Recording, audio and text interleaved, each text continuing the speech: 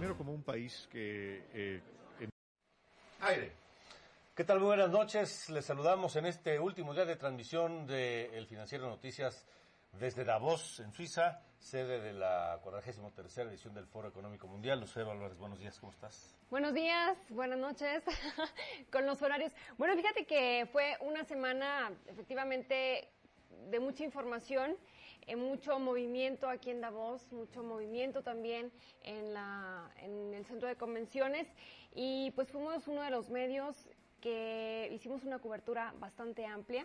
Se pasaron los diálogos en vivo con traducción ahí en el portal. Muchísimas gracias también a quienes nos han seguido durante los últimos días, y pues seguimos hasta este momento transmitiendo en vivo. Gracias a todos ustedes. 32 horas continuas de transmisión con traducción al español simultánea, además de toda la información, las entrevistas que le transmitimos y toda la información detallada que se publicó a través de las páginas del Financiero, en un esfuerzo que ningún otro medio mexicano ha hecho para cubrir esta 43ª edición del Foro Económico Mundial, en donde hubo cosas muy interesantes, hubo paneles que se transmitieron en vivo, insisto, desde la página web de elfinanciero.com.mx, con conceptos muy interesantes, discusiones también arduas y entrevistas de personajes que nos encontramos aquí. Uno de ellos, Luis Videgaray, el secretario de Hacienda, a quien tuvimos oportunidad de preguntarle cómo llega México aquí a Davos. Primero, como un país que en un contexto internacional de incertidumbre, México es hoy un país estable, macroeconómicamente estable. Somos un país de baja inflación, somos un país con baja deuda, sin déficit fiscal, a diferencia de muchos países, incluso mucho más desarrollados que nosotros, que tienen enormes problemas para poner sus cuentas en orden y que enfrentan riesgos, particularmente en la zona europea o incluso en los Estados Unidos. En ese sentido, México se distingue hoy como un país confiable y estable. Y en segundo lugar, como un país que tiene una perspectiva. A partir de las políticas que impulsa el presidente de la República, Enrique Peña Nieto, a partir del Pacto por México como un instrumento para encontrar los acuerdos políticos que le den soporte a los cambios que México necesita, como un país con buenas perspectivas. Y yo creo que eso explica en buena medida el interés que hay en México, y pone de manifiesto que lo que tenemos que hacer los mexicanos es ponernos a trabajar y hacer los cambios que México necesita. Edición 2013 del Foro Económico de Davos, aquí en Suiza, en la que pues no hubo gran presencia, hay que decirlo, de países de América Latina, pero México estuvo presente. México, por supuesto, llama la atención no solamente por ser un líder de América Latina, sino un país emergente, destacado, y que ha sortado bien la crisis, y de eso hablamos con el secretario de Hacienda, Luis Videgaray. Un gran interés y creo que genera entusiasmo, genera optimismo el hecho de que en México están ocurriendo cosas importantes. El Pacto por México prevé un calendario específico para las reformas. La primera ya ha ocurrido, que es la reforma constitucional en materia educativa, y tenemos un calendario muy claro respecto a las cosas que tienen que ocurrir este año, algunas en el primer semestre, otras en el segundo semestre. Temas como la reforma en materia de competencia en telecomunicaciones, la reforma para facilitar y abaratar el crédito, la reforma energética, que sin duda representará una gran oportunidad para abaratar el costo de la energía para los mexicanos, para las familias mexicanas y para las pequeñas y medianas empresas mexicanas.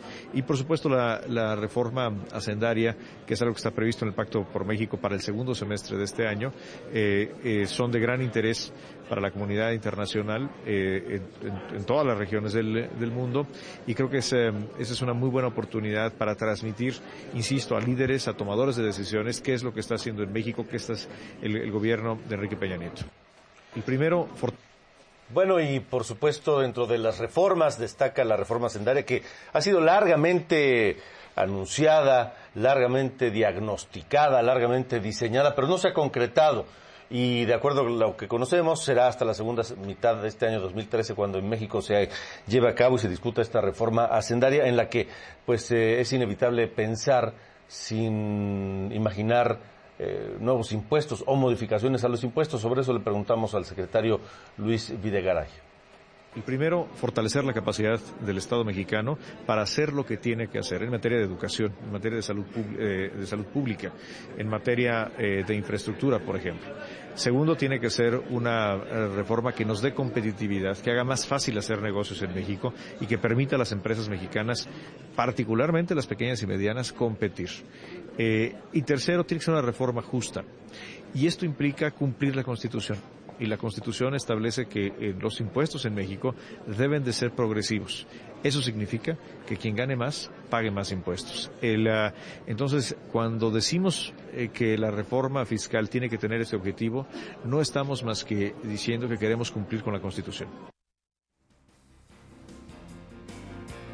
Bueno, la reforma hacendaria tendrá que ser una reforma justa, es decir, una reforma en la que quien gana más, pague más. Y todos tenemos que contribuir al gasto público de manera acorde con nuestras posibilidades. Contribuir al gasto público es una de las obligaciones esenciales de ser ciudadano. No podemos entender ser ciudadano sin el participar en el financiamiento del gasto público, de los bienes comunes, de los servicios públicos. Pero también hay que reconocer, y así lo reconoce la Constitución, que no todos pueden contribuir de la misma manera. Tiene que haber una proporcionalidad, tiene que haber una progresividad, es decir, que cada quien pague de acuerdo con sus posibilidades. Y hoy en día no es así.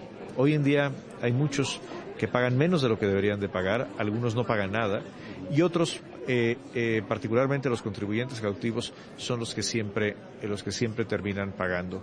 Entonces tenemos que hacer una reforma que no se trata solamente de recaudar más, se trata de que sea una reforma justa para darle cumplimiento a la Constitución.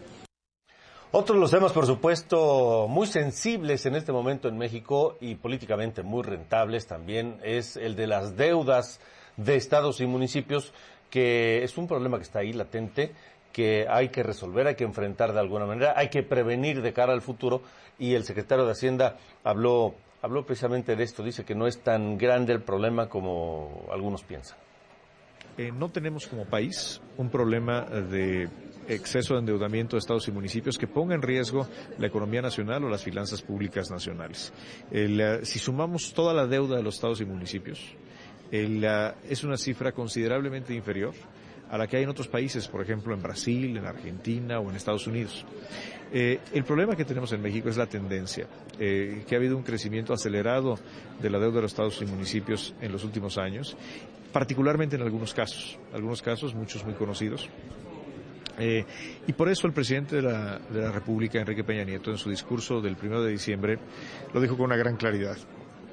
Tenemos que poner orden en la deuda de los estados y los municipios. Y para eso estamos trabajando en el contexto del Pacto por México, en una ley que regule, que ordene y que ponga límites al endeudamiento de los estados y los municipios. Y ese es uno de los grandes objetivos. El otro objetivo, y hay que decirlo también, es que para la mayoría de los estados y municipios que tienen un buen manejo de sus finanzas públicas, que son la mayoría, tenemos que reducir el costo del financiamiento. Hoy no necesariamente es un financiamiento barato, y hay proyectos de alto impacto social que no se llevan a cabo por el alto costo de financiamiento. Entonces, la reforma tiene esos dos objetivos.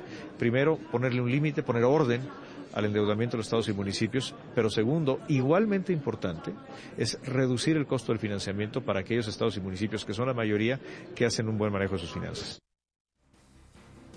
También platicamos con Ernesto de Lucas, el nuevo director de ProMéxico, quien encabeza un organismo que debe tener una presencia muy importante en todo el mundo, porque habla precisamente de la promoción comercial de México. Y aquí en Davos, por supuesto, siendo la naturaleza económica de este foro, también es fundamental la presencia de ProMéxico. Esto fue lo que hablamos con Ernesto de Lucas. Las cadenas de valor que tenemos que empezar a reforzar en nuestro país, sin duda están ligados, claro, a la inversión directa extranjera, pero también a la productividad y a la competitividad que como mexicanos hoy requerimos para enfrentar estos retos en todo el mundo. La mano de obra calificada mexicana, te lo reitero, empieza ya a ser reconocida a nivel mundial, y bueno, pues eso es un agregado más precisamente para este reto que tiene ProMéxico de llevar más inversión directa extranjera, pero bueno, también para el que como gobierno tenemos, no llevar inversión directa extranjera por llevar inversión directa extranjera que deje algo para los mexicanos y sobre todo que permita que los mexicanos tengan más y mejores empleos. Y que, bueno, haya un cuidado del ambiente. El tema del crecimiento del país, pero un crecimiento sostenible, son también otros de los retos que tenemos como nación y algo de lo que tenemos muy claro. Y en ese sentido, creo que las políticas públicas que se empiezan a implementar también por ese lado, en mucho harán que México esté pues en los primeros niveles de la aldea global. Para Ernesto de Lucas, el director de ProMéxico, la presencia de México aquí en Davos es fundamental, por supuesto, y por ello trajo una agenda apretadísima de reuniones con distintas empresas y entidades. Con algunas empresas ya establecidas en México, particularmente en el tema de puertos, el tema de la industria automotriz es algo que queremos reforzar muchísimo. México se empieza ya a convertir en uno de los primeros 5 exportadores de automóviles a todo el mundo. También las intenciones que tenemos y las indicaciones que recibimos de parte del secretario Ildefonso Guajardo es de empezar a tener contactos en el tema del software, de la industria del software, de la industria del diseño, para esta área. Y bueno, el tema industrial es otro de los muchos que debemos apoyar. Concretamente son los 4 ejes fundamentales a los que nos queremos abocar aquí como ProMéxico en software. Automotriz, Mitsubishi, Mazda, Bombardier, el tema aeroespacial es otro con el que habremos de tener algunas reuniones también con algunos corporativos de presencia mundial y ya asentados en México. Vamos a estar con Microsoft, con Cisco, con algunos otros grandes productores de hardware y de software, y bueno, en el tema de minería y en el tema energético también vamos a tener algunas reuniones dentro de estas 19 que te comentaba, Alejandro. Y mire, la presencia de Banorte ICSE cobra pues gran relevancia durante esta edición del Foro Económico Mundial, ya que al participar este año en calidad de Industry Partner, bueno, pues lo convierte en una de las empresas con los niveles más importantes que se le confiere a los socios de este evento. Nos vamos a un corte y regresamos.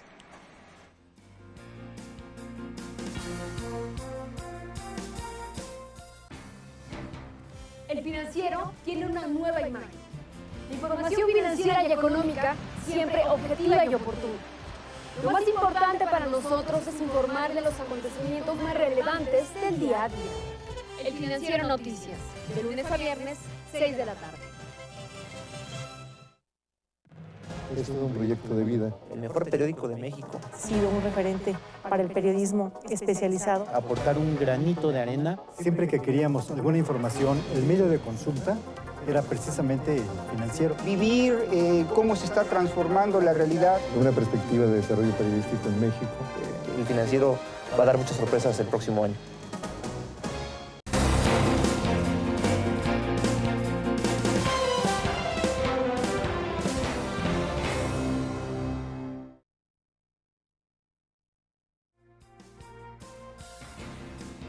Emilio Lozoya Austin hoy es director de Petróleos Mexicanos. Hasta hace poco tiempo era parte del staff de este Foro Económico Mundial, un hombre bien recordado y bien apreciado por la gente que organiza este foro, hoy secretario de Petróleos Mexicanos, y platicamos con él también aquí sobre Pemex y sobre la llamada y condenada privatización de Pemex. Pemex no se privatizará, los recursos de hidrocarburos de la nación seguirán siendo de los mexicanos, pero Pemex se tiene que convertir en una palanca de desarrollo para el país. Y ese es uno de los temas que venimos a compartir y escuchar de otras experiencias que son positivas y de oportunidades para Pemex. Bueno, pues eso es lo que dice sobre la privatización de Pemex, pero también hablamos sobre cómo está Pemex hoy, cómo se proyecta hacia el futuro, porque hasta hace poco tiempo había quienes veían a Petróleos Mexicanos como un lastre, como un ancla que impedía el desarrollo o el avance del país. Hoy, bajo una nueva óptica, nos hablan de Petróleos Mexicanos. En varios oportunidades que he tenido de estar cerca con los trabajadores, estoy viajando cada semana a las distintas operaciones que tiene Petróleos Mexicanos y he venido compartiendo con mis colegas, los 150,000 petroleros que trabajan en esta empresa, que el presidente Enrique Peña quiere ser y está siendo el presidente que más cerca esté de Petróleos Mexicanos. Apoyar la gestión de esta empresa, al Consejo de Administración, para que demos resultados y sobre todo que ayudemos a generar empleos, que es lo que más falta hace en nuestro país. En esta charla, Emilio Lozoya Austin delineó cómo se piensa incluir mayor participación privada en Pemex. En varias oportunidades que he tenido de estar cerca con los trabajadores, estoy viajando cada semana a las distintas operaciones que tiene Petróleos Mexicanos y he venido compartiendo con mis colegas, los 150,000 petroleros que trabajan en esta empresa, que el presidente Enrique Peña quiere ser y está siendo el presidente que más cerca esté de Petróleos Mexicanos. Apoyar la gestión de esta empresa, al Consejo de Administración, para que demos resultados y sobre todo que ayudemos a generar empleos, que es lo que más falta hace en nuestro país. ¿Y cómo bajo esta nueva óptica se percibe el futuro energético del país? México tiene un potencial energético muy importante. Sin embargo, se requiere invertir más en exploración. Pemex tiene, pues, por la naturaleza de hoy en día de nuestras finanzas públicas, tiene una inversión limitada. Se ha venido invirtiendo más en los últimos años. Un logro importante de Pemex es que ya se tiene un nivel de reservas probadas superior al 100%, es decir, de cada barril de petróleo que estamos produciendo estamos encontrando uno nuevo. Esa es una noticia muy importante. Sin embargo, pues sacar ese petróleo y desarrollarlo requiere de cantidades de dinero importantes, ¿no? Tuvimos la oportunidad de platicar aquí en Davos, en una ciudad hermosa, hay que decirlo, cubierta de nieve, en la que se dieron cita personajes del mundo entero para asistir a este Foro Económico Mundial. Y por primera vez, uno de los asistentes es el presidente de Guatemala. Nunca antes un presidente guatemalteco había sido invitado al Foro Económico de Davos y tocó ese lugar ahora al presidente Otto Pérez Molina de Guatemala, quien pues habló de los temas y de la agenda que trajo a Davos. Bueno, yo creo que tres cosas. Primero es la promoción de nuestro país, una economía emergente, un país que está luchando para crecer económicamente, que estamos haciendo nuestros mejores esfuerzos para lograr atraer inversión. Y bueno, ese es un tema que para nosotros es importante. El segundo tema que nosotros creemos es importante es empezar a discutir sobre el tema aquí, por primera vez también en este Foro Económico Mundial, primera vez que se discute sobre el tema de las drogas, sobre el tema del narcotráfico y la incidencia que eso puede tener también en los crecimientos económicos de los diferentes países. Así que yo voy a participar en un debate sobre este tema. Va a estar el expresidente Cedillo también participando ahí. Tengo una reunión hoy con el señor Soros también, de la Fundación Soros, para hablar sobre ese tema y cómo los empresarios se empiezan a involucrar también con la preocupación sobre los cambios que se deberían de hacer en eso. Y un tercer tema es el tema que nosotros hemos llamado en Guatemala hambre cero. Es un esfuerzo que estamos haciendo para lograr combatir el hambre y la desnutrición crónica, especialmente en los niños menores de 5 años. Entonces, creo que son tres temas de mucho interés y de importancia que van a estar presentes aquí en el foro. El presidente Otto Pérez Molina, que se ve le preocupa mucho el fenómeno del narcotráfico que está afectando de manera importante a ese país, a Guatemala, como lo ha hecho, por ejemplo, en México y en algunos otros. Y por ello el presidente guatemalteco dice que hay que ponerle atención y que hay que ver este asunto desde distintas perspectivas para tratar de contrarrestarlo, por lo menos. Países como México y como Guatemala hemos tenido que derivar muchos recursos que pudieron haber sido empleados en programas sociales, por ejemplo, en mejorar salud, en mejorar educación, en luchar en contra de la pobreza, y los hemos tenido que emplear en la lucha contra las drogas. Cuando nosotros somos países de tránsito, el gran consumidor está en el norte, que es Estados Unidos. Y hay recursos muy importantes, en este caso México, en el caso de Guatemala, que lamentablemente pues se han tenido que derivar para eso, porque no podemos dejar también que siga en la impunidad. Pero esto nos trae a nosotros a hacer una propuesta de buscar otra ruta también para luchar más eficiente contra el narcotráfico. Es decir, la ruta, el paradigma que se ha seguido, que ha sido el prohibicionismo, pues después de 50 años nosotros hemos visto que ha fracasado.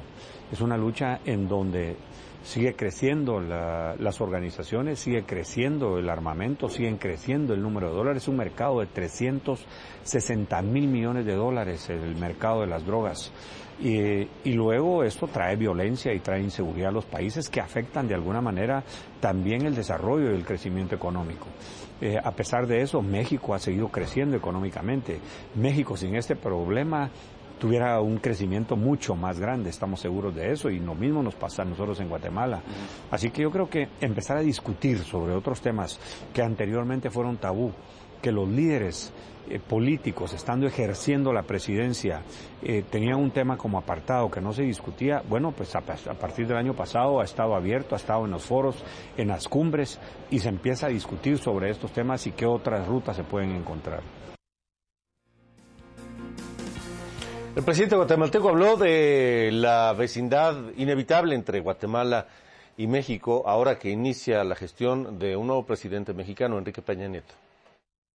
Sí, efectivamente, yo tuve dos oportunidades ya para platicar con el presidente Peña Nieto. Una, cuando ya estaba él electo, que le agradecemos que él, el primer país que visitó haya sido Guatemala, y eso muestra su interés por Guatemala y por Centroamérica. Ahora vamos a estar en el mes de febrero también en la reunión de SICA, y el presidente Peña Nieto va a estar presente ahí. Y luego en la toma de posesión también tuve oportunidad de platicar brevemente con él. La semana pasada se reunieron los dos cancilleres, el canciller guatemalteco con el canciller mexicano, y discutieron una agenda muy, muy importante, que no va a estar encuadrada solo únicamente en los temas de seguridad, porque no nos queremos encasillar sobre eso, sino también ver el desarrollo económico y las oportunidades que se generan, especialmente en el sur de México y en Guatemala y en Centroamérica. Yo creo que estos son temas muy importantes, porque podemos impulsar el crecimiento económico del sur de México conjuntamente con el crecimiento económico de Guatemala y ojalá los países de Centroamérica. Pero yo creo y estoy viendo con mucho optimismo el interés del presidente de México, y luego el interés también de los dos pueblos para crecer económicamente y para generarle mejores oportunidades al sur de México y a Guatemala. Y bueno, los saludamos aquí en vivo desde Davos con esta cobertura que, bueno, pues ha sido intensa durante estos últimos días, la cobertura del Foro Económico Mundial 2013, allá en México pasadas de las 6 de la tarde, aquí pasadas de la 1 de la mañana, casi 1:20. Le tenemos también información relevante. Mire, si usted es un intermediario financiero y especializado, y además su principal función es dar crédito, nuestros amigos de la Asociación Mexicana de Entidades Financieras Especializadas, le hablo de la ANFE, pues son su complemento perfecto. Le ofrece asesoría jurídica, representatividad ante autoridades y cabildeo, comités, grupos de trabajo, gestoría, capacitación y también información estadística propia del sector. 19 años respaldan el trabajo de estos profesionales, así es que le recomendamos ampliamente visitar su página www.anfe.com.mx. Nos vamos a un corte y regresamos con más información. Con el tema Dinamismo con Flexibilidad arrancó el Foro Económico Mundial 2013 aquí en Davos, Suiza. Sigue la transmisión en vivo a través del portal www.elfinanciero.com.mx. El Financiero tiene una nueva imagen. La información financiera y económica siempre objetiva y oportuna. Lo más importante para nosotros es informarle los acontecimientos más relevantes del día a día. El Financiero Noticias, de lunes a viernes, 6 de la tarde. Es todo un proyecto de vida. El mejor periódico de México. Ha sido un referente para el periodismo especializado. Aportar un granito de arena. Siempre que queríamos alguna información, el medio de consulta era precisamente el Financiero. Vivir cómo se está transformando la realidad. Una perspectiva de desarrollo periodístico en México. El Financiero va a dar muchas sorpresas el próximo año.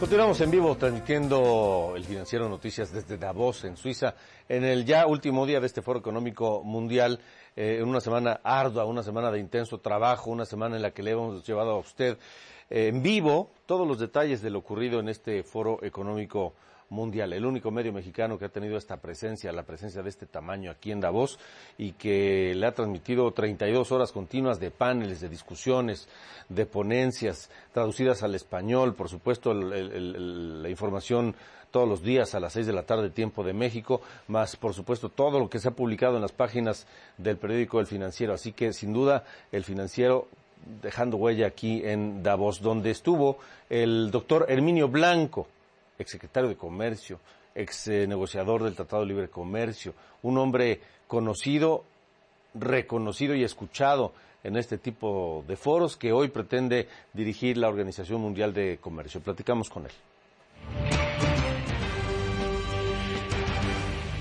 Conversando con el doctor Herminio Blanco, un hombre conocidísimo y respetadísimo en el ámbito económico y financiero internacional, que hoy corre por México para dirigir la Organización Mundial de Comercio. Doctor Blanco, qué gusto. Qué gusto encontrarnos por acá. Sí, en un foro que reúne a las mentes más brillantes en distintos ámbitos del conocimiento y todos pensando en el futuro del planeta y la situación actual, y la OMC no puede quedar fuera. Y ahora, ¿cómo va la candidatura para dirigir la OMC? Pues es un proceso interesante, es un proceso donde hay que platicar con los miembros de la organización. Son 157 miembros y estamos escogiendo estratégicamente junto la Secretaría de Relaciones Exteriores y la Secretaría de Economía aquellos que tenemos que visitar, aquellos que pueden tener más influencia, donde simplemente lo que estamos presentando es la capacidad del candidato mexicano a través de las negociaciones complejas que tuvimos con Estados Unidos, con la Unión Europea, con países pequeños como Nicaragua, como Costa Rica, como Bolivia, lo que hemos aprendido y la capacidad que hemos demostrado para resolver negociaciones difíciles. La negociación de la OMC, la llamada Ronda Doha, es una negociación muy importante, compleja, que se ha enfrentado con diferentes desafíos, pero que lleva más de 10 años y ha llevado a la OMC a un nivel de poca credibilidad, a un medio ambiente poco conducivo a que la Organización Mundial de Comercio se mantenga siendo eso, la Organización Mundial de todo el comercio, que regula todo el comercio. Entonces, pensamos que los atributos que traemos del sector público, habiendo sido jefe de la negociación del Tratado de Libre Comercio de América del Norte, ministro responsable de la negociación con la Unión Europea, el hecho de que llevamos 12 años en el sector privado. Hemos visto el comercio, el libre comercio, no solamente desde el punto de vista de un funcionario público, sino de un empresario que ha participado tanto como asesor, como consultor, pero también ya en proyectos concretos donde hemos traído a inversionistas a México y hemos llevado inversionistas mexicanos a diferentes países. Es algo también que es muy importante y una parte del activo que yo traería a la Organización Mundial de Comercio. Un currículum y unas credenciales sin duda sólidas para encabezar la Organización Mundial de Comercio. ¿Cuáles son los desafíos que enfrenta hoy la OMC? Hoy el primero sin lugar a dudas es resolver esta negociación. Hay diferentes pasos, este año se debe de avanzar algo y el próximo año se tiene que tener un buen diagnóstico de qué hay que hacer para resolver la negociación. Es una negociación que envuelve, implica eliminación de aranceles de bienes industriales, eliminación de aranceles de bienes agrícolas, eliminación de subsidios agrícolas, una negociación de servicios, apertura de servicios, una negociación de reglas sobre dumping, sobre cuotas compensatorias. Entonces, es una negociación compleja que hay que resolver. De alguna manera hay que resolver. Es el primer desafío. El desafío de más importancia es que la Organización Mundial de Comercio permanezca como una organización relevante. ¿Cuál es el desafío fundamental? el hecho de que en el mundo hay una red muy profunda de tratados de libre comercio, extensa y profunda, y que en este momento están negociando 2 tratados de libre comercio, o están en ciernes de negociarse. Uno que ya se empezó a negociar, que es la Alianza Transpacífico, de la cual México ya es un miembro de la negociación. Es un acuerdo entre países de nuestro continente y de Asia. Y hay otro acuerdo que está en ciernes, que es un acuerdo entre Europa y Estados Unidos. Entonces, frente a esta gran red de acuerdos que abren mercados, que eliminan aranceles, de alguna manera la Organización Mundial de Comercio se está quedando atrás, está perdiendo su relevancia. Los negocios se están haciendo más a través de estos acuerdos de libre comercio que a través de la OMC. Eso es un gran desafío. Tiene que, de alguna manera, no digo mañana, pero no se puede pensar en una Organización Mundial de Comercio que en 10 años no puede incorporar esos acuerdos de alguna manera operativa que le sirva a la Organización Mundial de Comercio para permanecer la organización más relevante en comercio. Eso, sin lugar a dudas, es importante. El otro desafío es que han aparecido nuevas barreras al comercio.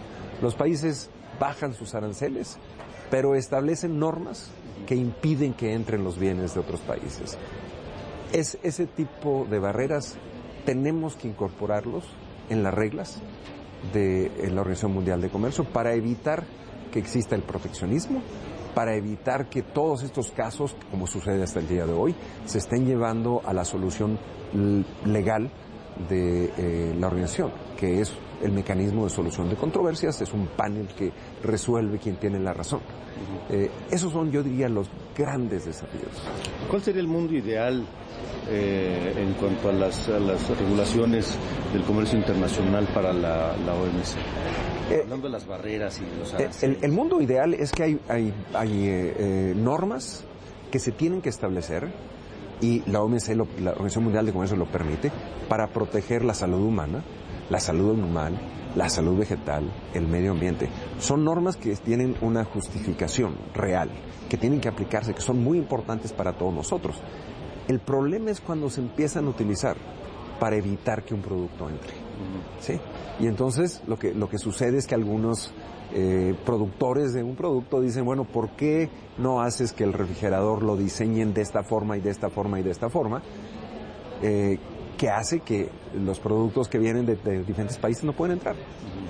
Entonces, es el tipo, las normas son muy justificadas, están ahí para proteger cosas muy valiosas para todos nosotros.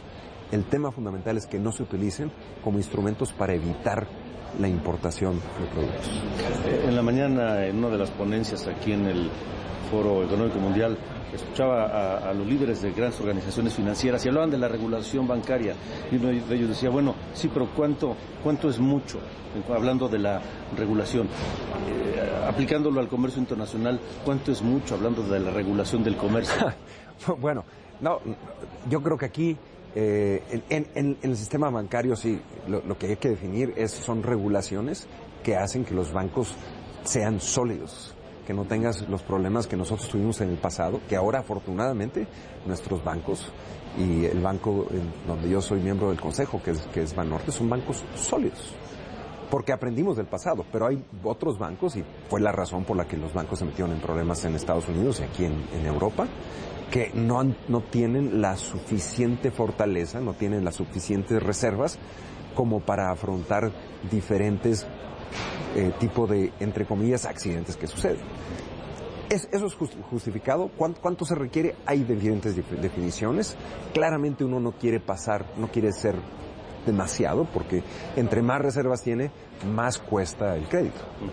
Pero en el tema comercial, todo lo que sea necesario para proteger estos grandes valores, como yo dije, la salud humana, la salud vegetal, la salud animal, el medio ambiente, los derechos laborales, todas esas regulaciones se tienen que aplicar, son importantes para el bienestar de nuestros ciudadanos y los ciudadanos del mundo. Lo único, repito, es que no se utilicen con un sesgo para simplemente evitar que entre bienes. Eso sería todo. Y en un entorno económico complicado, ¿no? Además, ahí es cuando más se dan los intentos proteccionistas. Afortunadamente, regresando a la Organización Mundial de Comercio, la Organización Mundial de Comercio sufrió una gran prueba y la pasó muy bien. O sea, uno pensaba que en esta gran debacle financiera y recesión que se dio en el 2009-2010, que los países iban a utilizar medidas proteccionistas y que nos íbamos a ir a un evento donde el proteccionismo iba a encoger las exportaciones y que eso iba a redundar en una recesión peor. Afortunadamente no se hizo. Y en parte no se hizo porque las reglas de la OMC, de la Organización Mundial de Comercio, funcionan y porque los países saben que si aplican una medida proteccionista, la probabilidad de que los otros países que exportan esos productos vayan y lo lleven a lo que es el mecanismo de solución de controversias y que la controversia se resuelva de una manera técnica es alta y por lo tanto muchos países no se atrevieron a utilizar medidas proteccionistas. Una gran prueba que pasó la Organización Mundial de Comercio de una manera, yo creo, muy exitosa. Pues para México sería muy importante que Herminio Blanco fuera el líder de la OMC. Agradezco muchísimo esas palabras, que pensamos que ahora que tenemos un presidente como el presidente Peña Nieto, que está empeñado en hacer reformas que brinden competitividad a nuestro país, que nos permitan crecer más, generar más empleos, y un presidente que realmente cree en el libre comercio, realmente cree en los beneficios que el libre comercio le ha dado a México. Un presidente que considera que tenemos que poner a México más alto en la esfera mundial. En eso, de una manera pequeña, podía contribuir el que un mexicano, como un servidor, fuese el director general de la Organización Mundial de Comercio. Y bueno, un mexicano destacado también a nivel internacional como Herminio Blanco, respetadísimo y reconocidísimo. Muchísimas gracias, y que tiene muy buenos amigos además. Gracias. Muchísimas gracias. Muchas gracias. Herminio Blanco.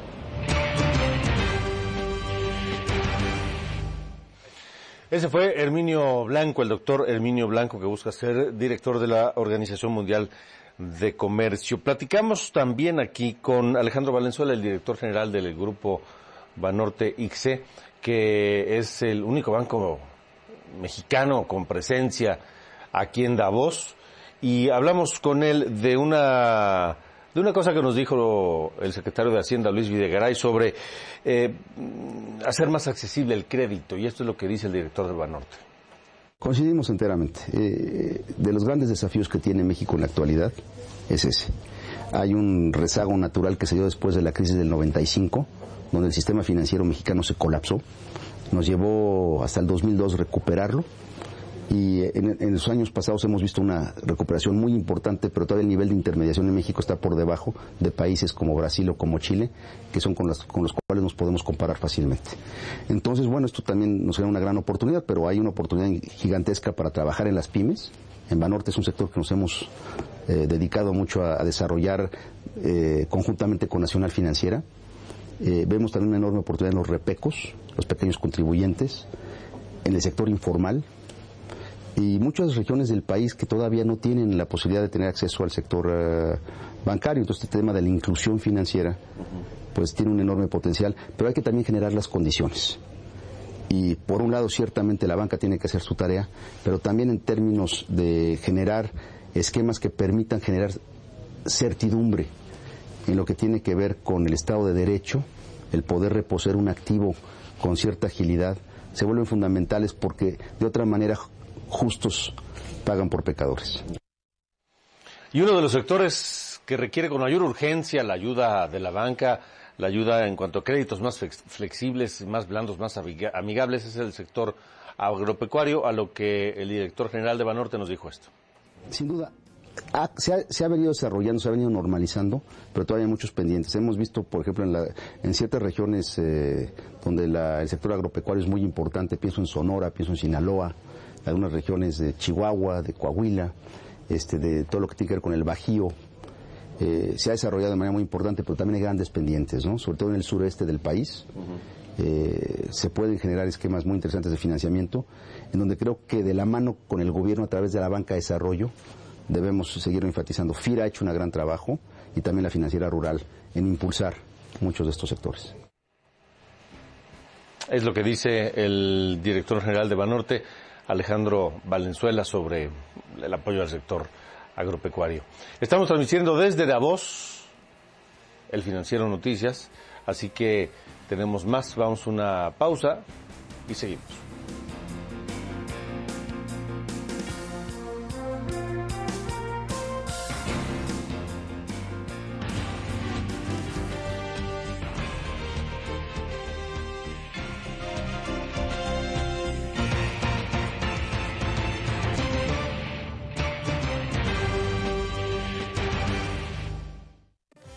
Financiero tiene una nueva imagen.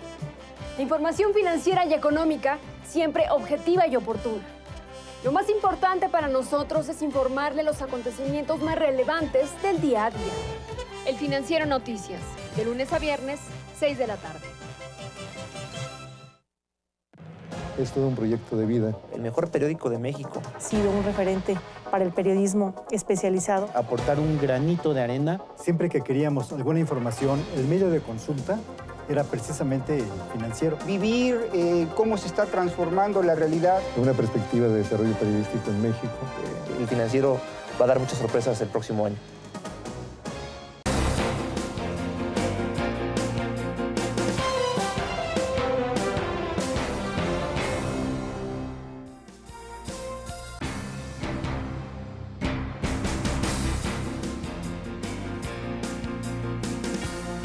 Mire, para Banorte ICSE este año fue muy especial durante su participación en el Foro Económico Mundial 2013, ya que participó este año en calidad de Industry Partner, que es uno de los niveles más importantes que se confiere a los socios de este foro. Pues el Financiero le da una felicitación a todo ese grupo.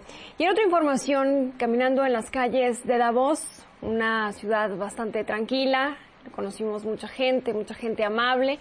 Y una de esas personas fue Bárbara, una mujer que es ama de casa, madre de familia, tiene 3 hijos y además es una mujer empresaria.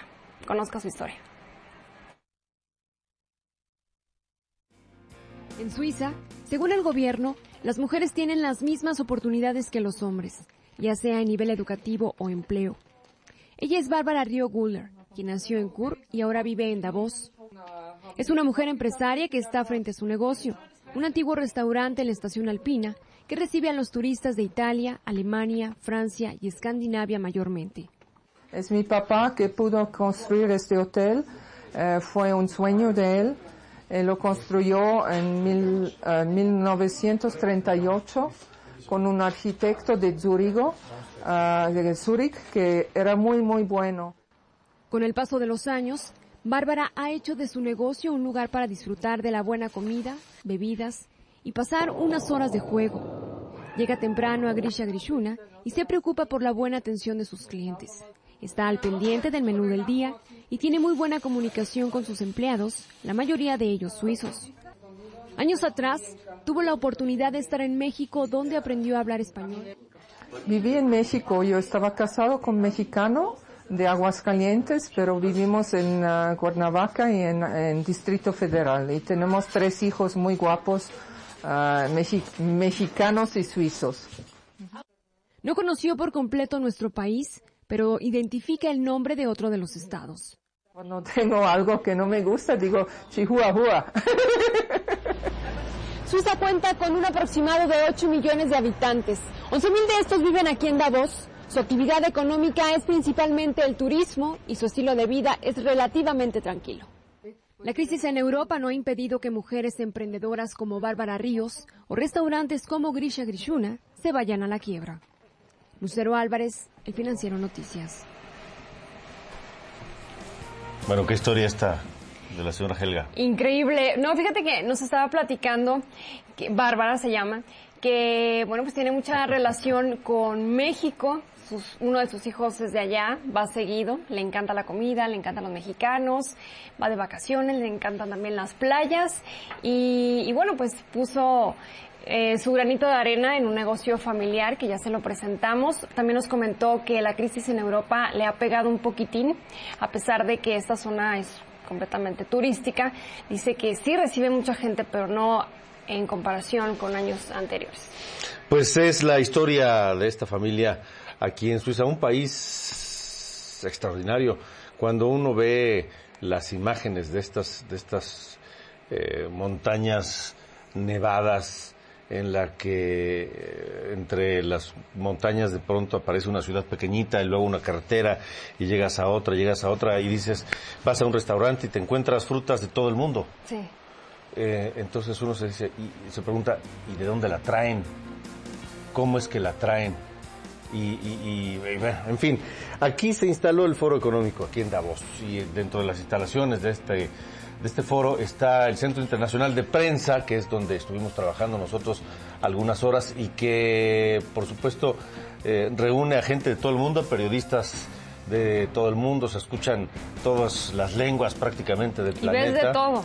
Ves de todo, sí, te encuentras algunos amigos, haces algunos nuevos, un Centro Internacional de Prensa muy bien montado.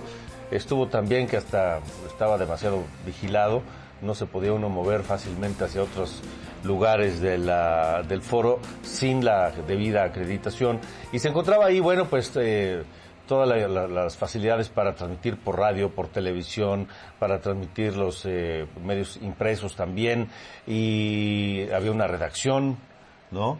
Una redacción, en la parte de arriba estudios para radio, para hacer transmisiones de televisión, entrevistas de televisión, oficinas, tuvimos nuestra oficina del Financiero, ahí precisamente en el Media Center, como se le llama a esta facilidad aquí en Davos.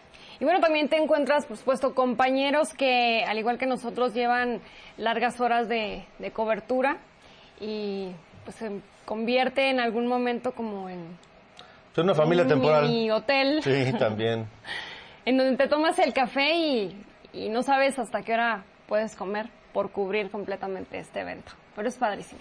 Muy orgullosos y contentos de la cobertura que dimos a través de El Financiero Noticias y las páginas del Financiero, por supuesto, a esta 43ª edición del Foro Económico Mundial, que ha llegado a su fin. 32 horas ininterrumpidas con traducción simultánea en español, por supuesto, las transmisiones en vivo de los paneles, de los foros, de las discusiones, de las conferencias y toques también de color, toques de información distintos a toda esta cobertura que llega a su final en este momento. Gracias a todos nuestros compañeros allá en México, gracias a todos nuestros compañeros aquí en Davos. Gracias, Lucero. Gracias, Alejandro. Y bueno, nos vemos el lunes en punto de las 6 de la tarde allá en México con más noticias. Muchas gracias.